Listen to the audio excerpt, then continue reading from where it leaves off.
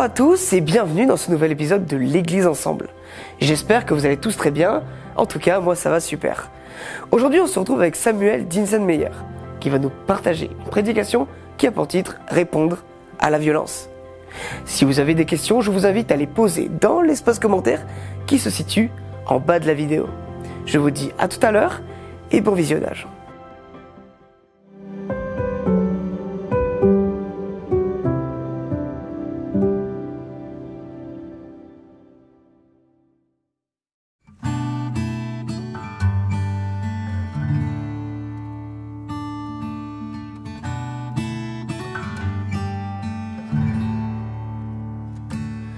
Tel que je suis sans rien à moi, sinon ton sang versé pour moi, et ta voix qui m'appelle à toi, agneau de Dieu, je viens.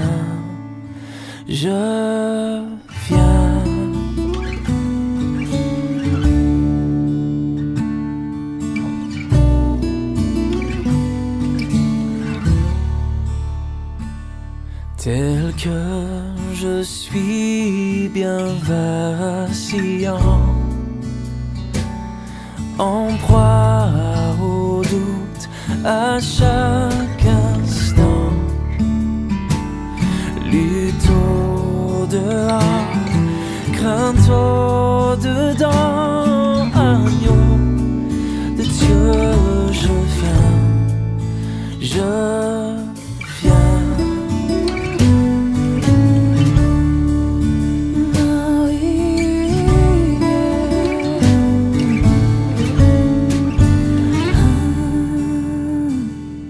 Tel que je suis, ton cœur est prêt à prendre le mien tel qu'il est, pour tout changer, sauveur parfait, agneau de Dieu, je viens.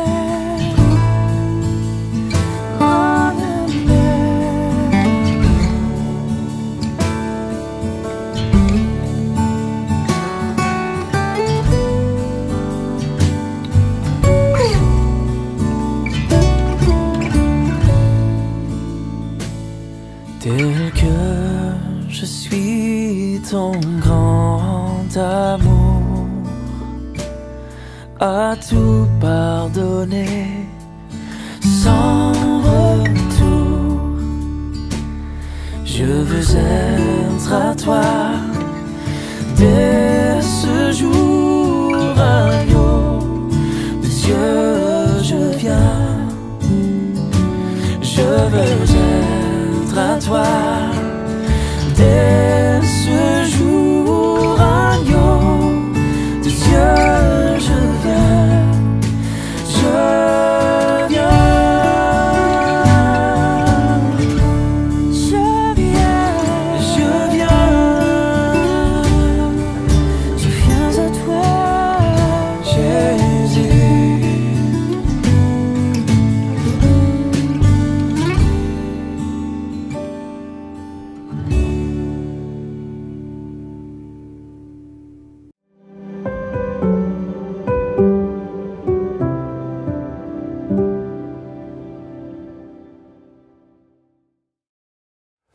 Bonjour à toutes et tous, je suis heureux de vous retrouver pour partager cette prédication, cette réflexion, et merci de nous suivre sur Internet dans le cadre de Église Ensemble. Je voudrais vous parler du sujet de la violence, un sujet dont on entend parler assez souvent ces derniers temps, et en particulier parce que, alors, mis en avant à travers les médias, les réseaux sociaux, on a plusieurs faits divers où des jeunes, entre eux, ou bien dernièrement, un jeune de 14 ans a poignardé une surveillante. Les jeunes sont aujourd'hui vraiment pleinement confrontés à cette question de la violence. Et on entend régulièrement beaucoup de commentaires sur Internet, sur les réseaux, pour justement apporter des réponses à tout cela. On évoque des causes, les réseaux sociaux justement, les jeux vidéo, on parle même de la santé mentale des jeunes. Aujourd'hui, je ne vais pas chercher à donner des raisons ou des explications à tout cela, au risque de parler de grandes banalités, mais j'aimerais vous partager un texte biblique qui nous parle de violence, ou en tout cas même plutôt de non-violence. Ce texte est Matthieu 5, les versets 38 à 48, que je vous propose de lire ensemble. C'est Jésus qui est en train de parler dans le cadre de ce qu'on appelle le sermon sur la montagne. Et voilà ce qu'il dit. « Vous avez entendu qu'il a été dit œil pour œil et dent pour dent. Mais moi, je vous dis de ne pas vous opposer au mauvais. Si quelqu'un te frappe sur la joue droite, tends-lui aussi l'autre. Si quelqu'un veut te faire un procès pour te prendre ta tunique, laisse-lui aussi ton vêtement. Si quelqu'un te réquisitionne pour faire 1 000, fais-en 2 avec lui. Donne à celui qui te demande et ne te détourne pas de celui qui veut t'emprunter quelque chose. Vous avez entendu qu'il a été dit, tu aimeras ton prochain et tu détesteras ton ennemi. Mais moi je vous dis, aimez vos ennemis et priez pour ceux qui vous persécutent. Alors vous serez fils de votre Père qui est dans les cieux, car il fait lever son soleil sur les mauvais et sur les bons, et il fait pleuvoir sur les justes et sur les injustes. En effet, si vous aimez ceux qui vous aiment, quelle récompense aurez-vous? Les collecteurs des taxes, eux-mêmes, n'en font-ils pas autant? Et si vous ne saluez pas vos frères, que faites-vous d'extraordinaire? Les non-juifs eux-mêmes n'en font-ils pas autant? Vous serez donc parfaits, comme votre Père céleste est parfait. Certains diront que c'est impossible, idéaliste, utopique, de vouloir et de pouvoir vivre cela. Comme je le disais, ce sermon sur la montagne fait écho aux 10 paroles du mont Sinaï. Et ici, Jésus est enfin en train de donner les règles de vie du disciple, les règles de vie du royaume de Dieu. Et d'ailleurs, Jésus va questionner et donner du sens à la loi. Il va dire qu'il est venu accomplir, rendre plein cette loi. Il va donc prendre 6 affirmations de l'Ancien Testament et il va les commenter, leur donner un sens un peu nouveau dans une perspective nouvelle qui est celle du royaume de Dieu. Et dans le texte que je viens de lire, il est en train de questionner 2 affirmations de l'Ancien Testament. Et j'aimerais vous les reprendre avec vous. La première, c'est ce qu'on appelle la loi du talion. Œil pour œil, dent pour dent. Peut-être ça va être surprenant, mais en fait, cette loi a une vraie dimension d'avancée sociale pour l'époque. En fait, ce principe œil pour œil, dent pour dent, indique qu'il y a une égalité entre tous. C'est je te crève un œil, tu peux me crever un œil. Il n'y a pas de différence de traitement en fonction d'un statut social. Ce n'est pas parce que j'ai un statut social plus important que je pourrais, en me vengeant, te faire subir quelque chose de plus important que ce que tu m'as fait subir. Et ainsi, cette parole, œil pour œil, dent pour dent, vient donner en fait une limite à la violence et à la vengeance. On n'est pas dans une escalade. On peut prendre l'exemple parfois de disputes qu'il peut y avoir entre des frères et sœurs, où justement une escalade amène à faire beaucoup plus que ce que l'autre m'a fait subir. Ici, c'est égalité de traitement. Et donc, une fois qu'on a rendu d'une certaine manière ce que l'autre m'a fait, eh bien ça s'arrête. Ici, Jésus va plus loin et en fait, il radicalise le commandement en ordonnant de ne pas succomber à la vengeance. C'est pas seulement la vengeance est possible sur un principe d'égalité, mais il dit non, stop, pas de vengeance. En fait, il s'agit de montrer autre chose, d'avoir une autre manière de réagir. Ici, Jésus est en train de prôner une résistance, d'ouvrir la possibilité de considérer l'autre, mon agresseur, comme une personne à aimer. Ici, Jésus vient donc pousser à l'extrême ce commandement. Il me dit, l'autre, ce n'est pas seulement celui pour lequel nous sommes en statut d'égalité. Il me dit, l'autre, c'est celui que tu dois aimer. On a dans l'histoire récente 2 exemples en particulier qui ont prôné cette non-violence.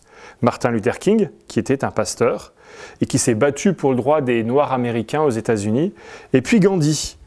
Tous 2 aimaient ces textes bibliques et se nourrissaient de cette non-violence comme réponse à une autre manière d'agir face à un agresseur.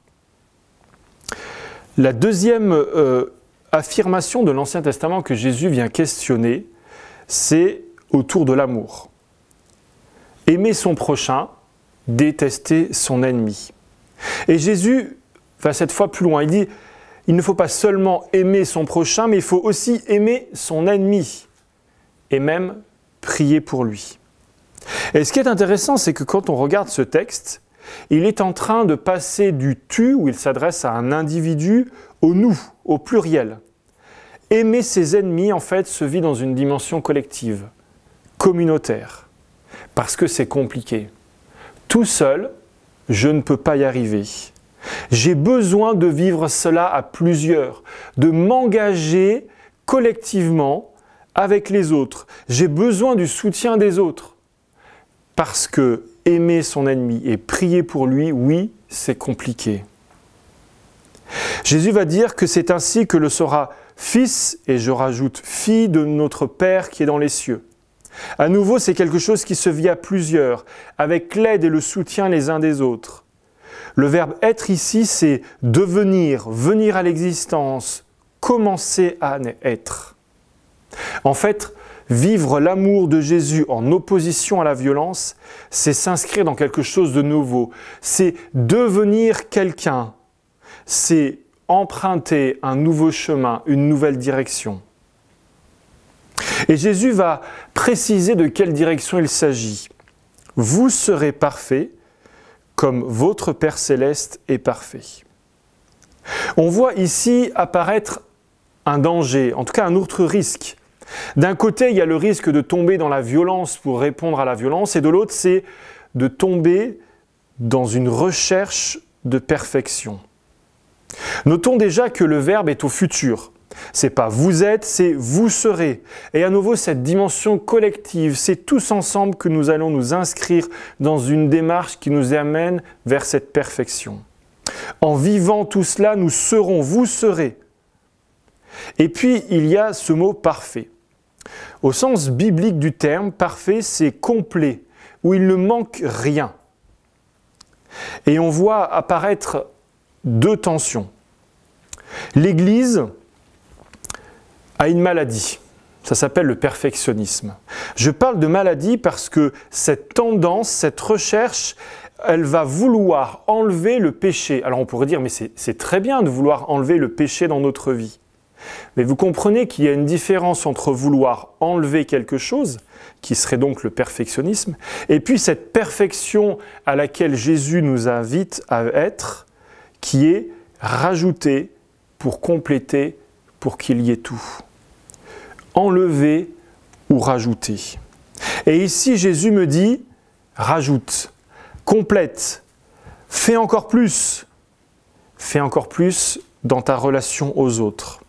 Et d'ailleurs, quand on prend le texte parallèle de Matthieu, c'est dans Luc, au verset 6, Luc utilise cette même expression, mais il ne dit pas « soyez parfaits comme votre Père Céleste est parfait », il dit, et je prends une autre traduction, « soyez pleins de bonté ou miséricordieux comme votre Père est plein de bonté, comme votre Père est miséricordieux ». Matthieu s'adresse à des chrétiens qui ont un arrière-plan juif.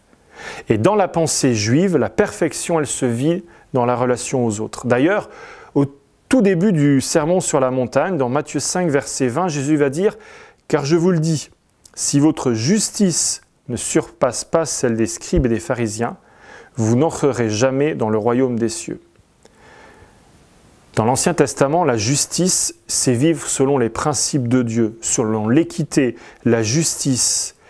Et le texte biblique, l'Ancien Testament, donne une importance énorme à la relation aux autres. La justice, elle se vit dans ma relation à l'autre, en étant plein de bonté, pour reprendre le terme de Luc 6, envers les autres. La perfection, elle se vit en étant complet, entier, dans ma relation aux autres.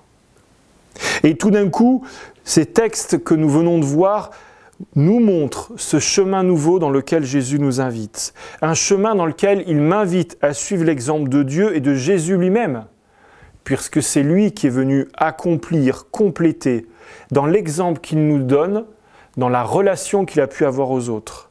Il me montre quelle est cette perfection à laquelle il m'invite. Alors, comment répondre à la violence dans un monde qui, a priori, même si parfois on discute de chiffres, dans un monde dans lequel la violence est présente? Que l'on soit jeune ou vieux, la violence est là. Comment est-ce que je vais agir? Comment est-ce que je vais réagir?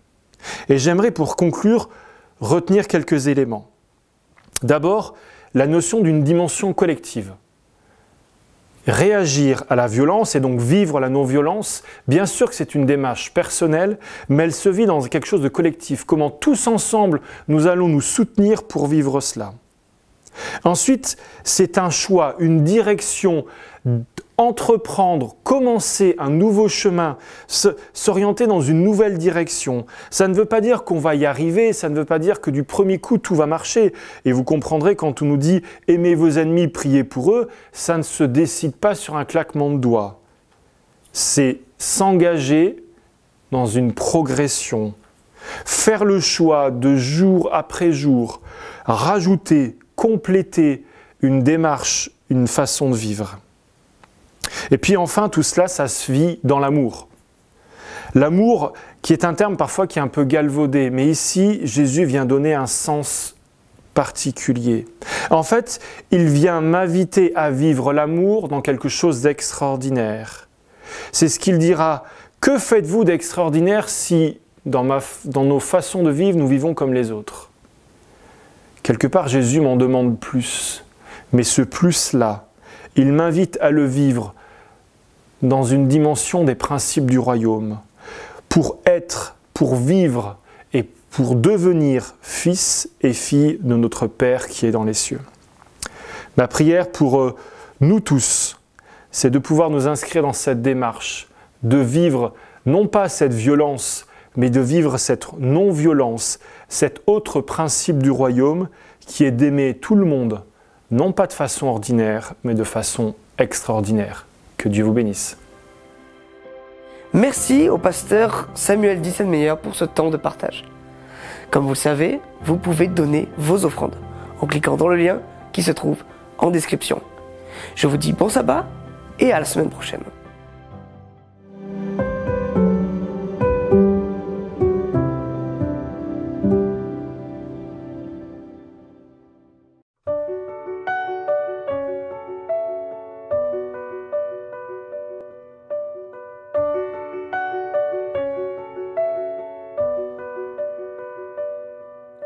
Cherchez d'abord le royaume de Dieu et sa justice, et toutes choses vous seront données en plus. Alléluia, Alléluia.